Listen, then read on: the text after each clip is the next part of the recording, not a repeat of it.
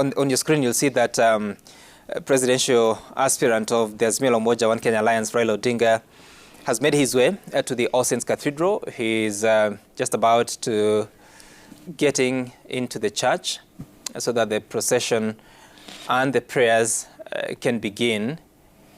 And I have to say here that this is different. We haven't seen this before, of any presidential aspirant attending a church service. Usually a prayer service, maybe at their places of residence. What does this tell us, Prof?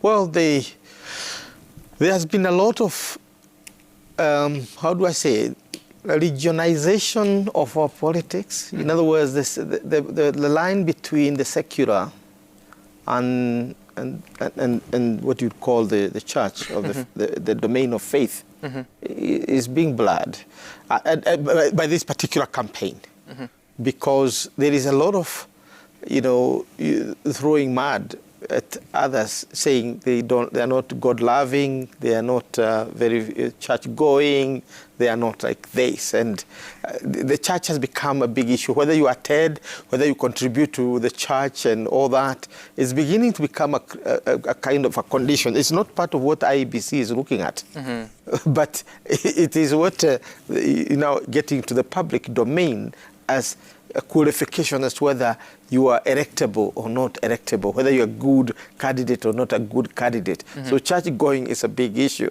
And you get all these issues like, the difference between, the president, the deputy president, sorry to bring that here, is that the president does not go to church anymore. The deputy is the one who is always going to churches. And then you move to the Raila, he's not very church-going or no.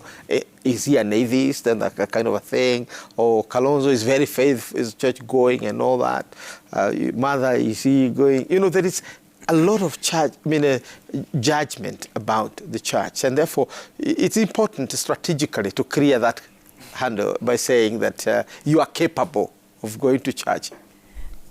Capable of going to church. That's interesting. But Irene, what do you think is this? That I covered the presidential, that time it was nomination of 2017, and I spoke to all the aspirants that were coming to the IBC for clearance. And at that time, we didn't have, just before proceeding to the KCC that time, that they would have to attend such a church service, maybe because some of them did not appear on a Sunday. But what does it tell us about our politics and religion? Yeah, it tells us that, first of all, Kenya is a religious country, regardless, and that we tend to cleanse those who are associated with the religion, regardless of what they do, regardless of what they have been in the leadership space. So long as they're in church, so long as they are associated with preaching, with the prayers, with the singing, then we are cleansing. They're good people. Okay? And that, for us, we are unable to separate religion and leadership. Those are two different things. It doesn't matter whether you go to church or not. You can be a leader. Okay? So because of that, for me, the church going is more campaign. It is not about your leadership that we are expecting in this country. It's a campaign tool which we have seen as the most effective from a politician's point of view, and that if we well utilized, then it gives you more leverage.